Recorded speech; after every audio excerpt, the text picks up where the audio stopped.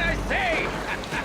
Who is your favourite actor? I personally love Nicole Kidman. I can count on her to release something new and spectacular every single year. She's a Hollywood icon and a fan favourite amongst viewers and critics alike. However, there are some stars out there who just seem to have disappeared. Maybe you grew up watching them and you can't seem to find a decent film with them in anymore. Well, there's a reason for that. So today on Beyond the Screen, we're going to be counting down the top 10 movie roles that ended an actor's career. Let's jump in.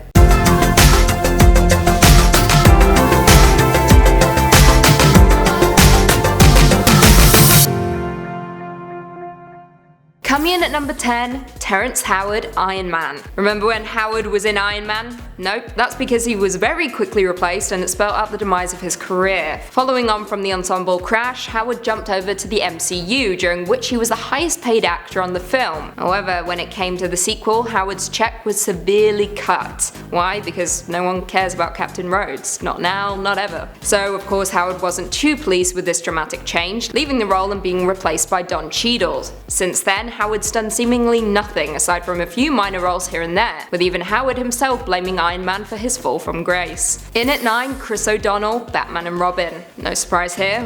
When do you last remember seeing Chris O'Donnell in anything? Go on, I'll wait. Seriously, I don't remember. It may be hard to believe, but O'Donnell actually had a Golden Globe nomination before taking on the role of Dick Grayson in Batman Forever, with many predicting the actor to hit the big leagues following his box office success. And then enter Batman and Robin, aka a public disgrace. The film was as campy as Adam West without the lovability of it. As we know, Joel Schumacher's career flopped following the film, and seemingly so did O'Donnell's. Most of the cast seemingly suffered aside from George Clooney, with O'Donnell's CV pretty much empty following the film, aside from a handful of cameos on long-running TV shows. In at 8, Sean Connery, The League of Extraordinary Gentlemen. You might be surprised to see Sean Connery on this list, an actor known for being one of the greatest James Bonds of all time. However, he made quite a few mistakes in his long career, particularly The League of Extraordinary Gentlemen. The man behind the original comic was Alan Moore, the same guy that redefined superheroes with the alternate reality Watchmen. However, when Hollywood picked up League of Extraordinary Gentlemen, it sank, and it sank hard. It can be argued that prior to signing on for the movie, Connery was beginning to slide into retirement, with only a handful of movies coming out. However, this one appeared to be the final straw, with the actor announcing his retirement in 2005. Seems like an odd coincidence that one of his final films barely scraped a profit and not only drew the end of his career, but also the director's Stephen Norrington's. In at number 7, Kevin Costner, Waterworld. Oh boy, it's gonna be hard to do this number with a straight face. Kevin Costner was a scene-stealing award-nominated actor prior to Waterworld. I mean, he was Robin Hood for God's sake. And Dances with Wolves, absolute classic. One of the greatest films of all time.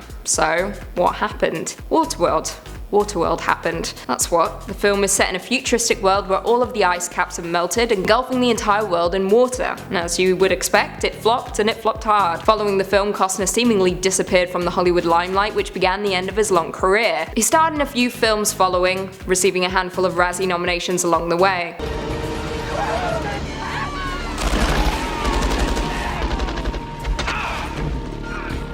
Poor Kevin. In at 6, Hayden Christensen, Star Wars Revenge of the Sith. The first of many Star Wars appearances on our list, Christensen played Anakin Skywalker, the future Darth Vader. Now, the Revenge of the Sith was wildly disappointing, with the general consensus being that Anakin's transition to the dark side was whiny and irritating to watch. While many of Christensen's co-stars survived following the film, Christensen began to disappear from the limelight, only making small appearances here and there. Now, Christensen can't take all the blame for this. It comes down more to George Lucas and his poor directing. In at 5, Mike Myers, The Love Guru. Oh, Mike Myers, it's hard to believe that a singular film could end his career when the large majority of his films are controversial comedies. However, it happened. As we know, Mike Myers is best known for playing Shrek, as well as fan favourite Austin Powers, which sadly he's been unable to follow on from. Now, though some may argue that Cat in the Hat drew the end of his career, many chalked it up to The Love Guru, which saw Myers return to more adult comedy roles. However, many were quick to state that the film was an easy laugh, with audiences and critics despising it. Not only that, Myers was both the writer and producer for the film, making the faults all fall on him. Luckily, he had already filmed his role as the English general for Inglourious Basterds. However, The Love Guru seemed to spell the end of his career, with Hollywood steering away from the actor following the critical fail of the film. The Toronto Maple Leafs will pay you $2 million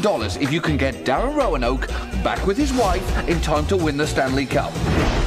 Give me a pound. In at 4, Jake Lloyd, Star Wars The Phantom Menace. You remember Jake Lloyd as young Anakin Skywalker in Phantom Menace, right? With only one other noteworthy appearance alongside Arnold Schwarzenegger in the Christmas favourite Jingle All the Way. As you would expect, the sheer hype of Star Wars instantly catapulted Lloyd to fame, perhaps even faster than Daniel Radcliffe with Harry Potter. With the release of Star Wars, the facade began to crumble though, as The Phantom Menace was deemed one of the most disappointing films of all time. Following the release, it became apparent that the role was the beginning of the end for Lloyd. Following the extreme backlash and bullying he faced at school, he quit acting altogether. However, he's still around, just as an editor these days. He attends conventions and is happy to discuss Star Wars to excited fans. But it's sad to know that something so grand and highly anticipated deemed the end for this hopeful actor. Coming in at number 3, Halle Berry, Catwoman. Not a lover of Halle Berry, never have been, never will be. I don't like her in X-Men, I don't like her in James Bond, and I absolutely hated her as Catwoman. In the early 2000s, Berry headed up Catwoman, and it fell flat and fell hard. Only 3 years after her Oscar win for Monsters Ball, Berry was collecting the award for the worst actress, with the film getting 3 more at the Razzies. Outside of that, she went on to do more X-Men movies, but her work began to dry up, with her status as a has-been being more cemented than ever.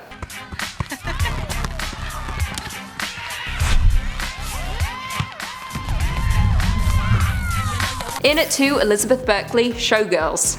Yes, Showgirls, arguably the most famous flop on our list, and a film that very publicly deemed the end of many stars' careers, including Elizabeth Berkeley, aka Jessie Spano from Saved by the Bell. Following the successful teen show, Berkeley looked to legitimize her career by stripping off for the 1995 bomb. Showgirls contained excessive nudity and over-sexualized content. Berkeley even took home the Razzie Award for Worst Actress upon its release, with it severely stunting her growing career. However, as it stands today, the film is deemed somewhat of a cult classic and highly adored by many fans. Sadly, Berkeley is not. And lastly, in at number 1, Mark Hamill, Star Wars The Return of the Jedi. I know this will trigger a lot of you, but hear me out. Prior to Star Wars, Hamill had next to no experience in acting before George Lucas scooped him up, and essentially catapulted him into the big leagues. Now, as we know, Return of the Jedi closed off the Star Wars trilogy, marking the end of Luke Skywalker's journey from young boy to powerful hero. It's hard to pinpoint exactly what happened, but Return of the Jedi was Hamill's last major on-screen appearance. It's outside of Star Wars, with many speculating that he played Luke for just too long and it was hard to separate the actor from the character, unlike Harrison Ford. Now, Hamill did have a lot of success in voice acting, voicing characters such as the Joker. It just seemed alarming that he fell off the grid so fast. Well, there we have it. Did you guys agree with our list? Were there any out-of-work stars that we missed? Leave us all your thoughts and feelings in the comments down below, and perhaps we can do a part 2. If you haven't already, be sure to give this video a big thumbs up, subscribe, and turn on notifications so you never miss another Beyond the Screen vid.